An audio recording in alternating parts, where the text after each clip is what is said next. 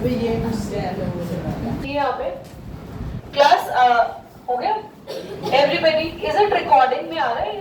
Draw pause करना, मैं लेकर है ये। अब मैं चाहती हूँ कि मेरी चेयर इधर खिसके, चेयर किसकी तरफ जाए, तो मुझे क्या करना होगा, उसको पुश करूंगी तब जाएगी चेयर, या उसको आगे खींचूंगी तब? उसको अपनी तरफ खींचूंगी तब मेरी चेयर इधर जा रही है। देख रहे हो हुआ क्या? जब आपकी चेयर में मान लो व्हील लगे हैं, मान लो आपकी चेयर, मेरी चेयर व्हील वाली नहीं है, सॉरी, वरना ज्यादा अच्छे समझ में आता तुम लोगों को। तो लेट्स सपोज अगर आपकी चेयर में व्हील है, अगर मेरी चेयर में व्हील होते और मैं एक टेबल के पास बैठी होती, तो मुझे ना अपनी चेयर को पीछे करना है। कैसे पीछे करूंगी मैं? पुश करके, है ना। टेबल उधर जाएगी और मेरी चेयर पीछे जाएगी, यस और नो, है ना। और अगर मैं चाहती हूँ कि मेरी चेयर आगे खिसक जाए तो ऐसे, है ना, समझ रहे हो? यू करना पड़ेगा, मतलब टेबल भी आगे और मैं भी आगे। So this is Newton's law. इसको समझने की कोशिश करते हैं। वापस से हम अपने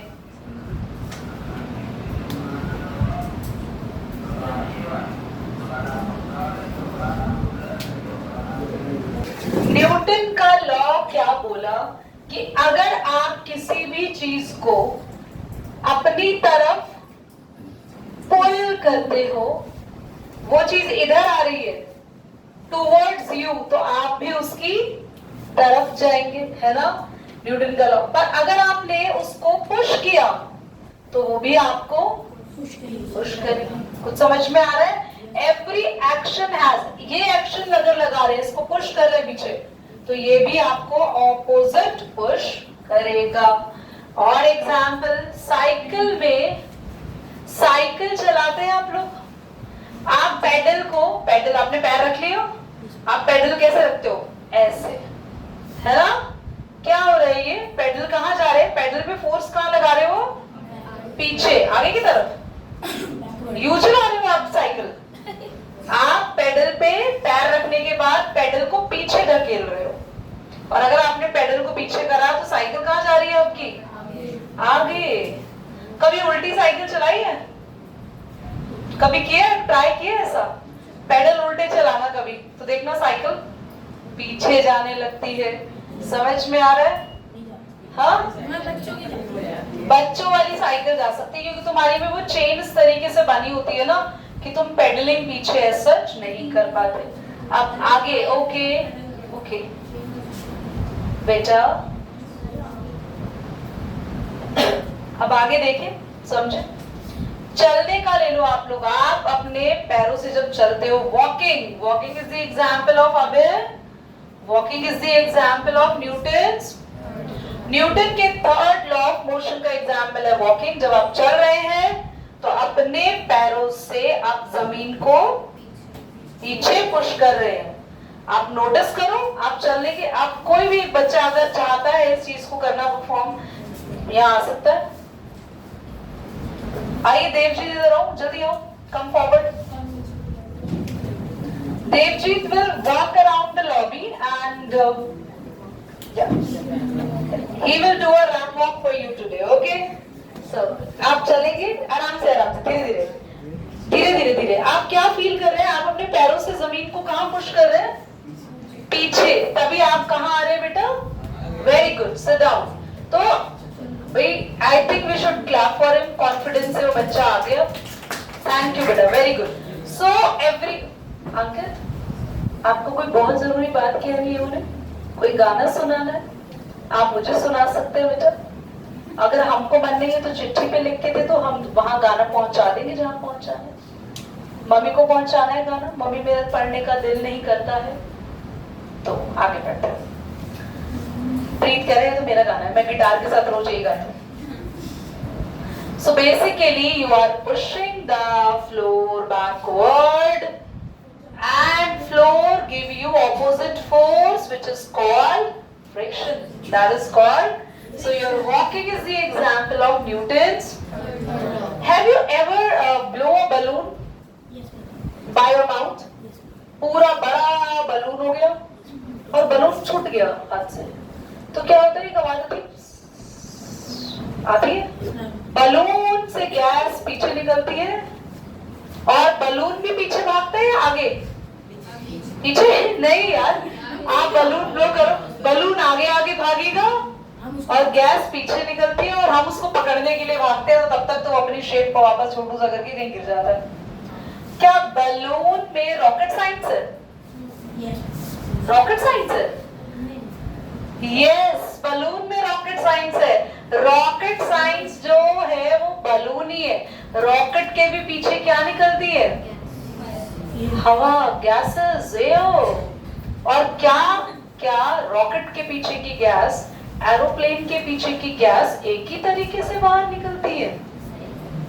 क्या एरोप्लेन के पीछे से भी इतनी ही गैस निकलती है जितनी रॉकेट लॉन्च होने पे निकलती है?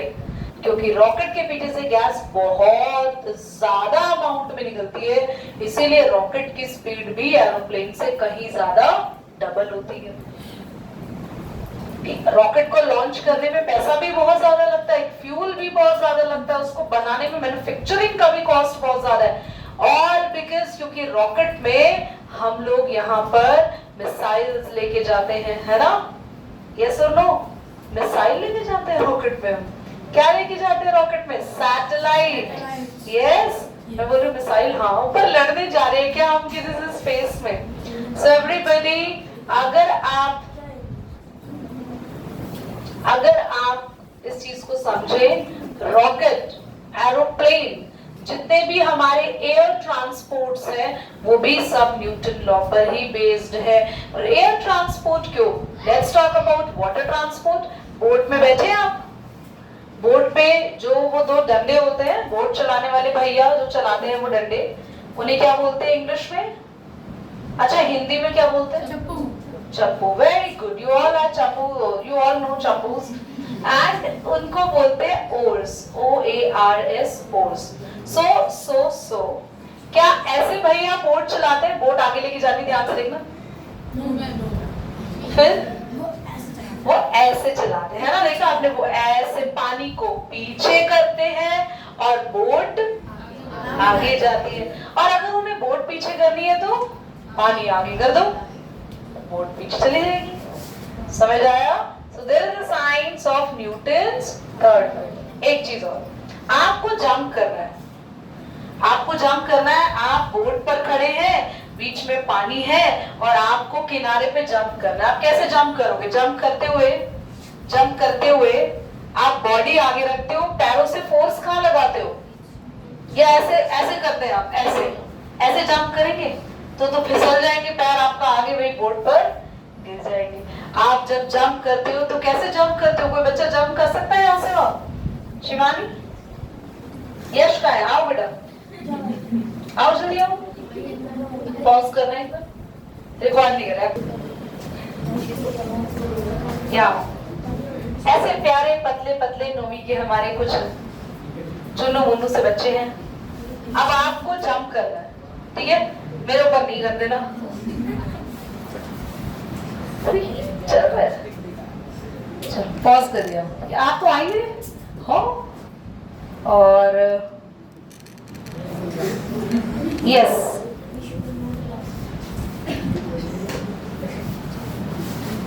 Now you should jump. Yes yes, दोबारा करो, दोबारा स्टार्ट जंप।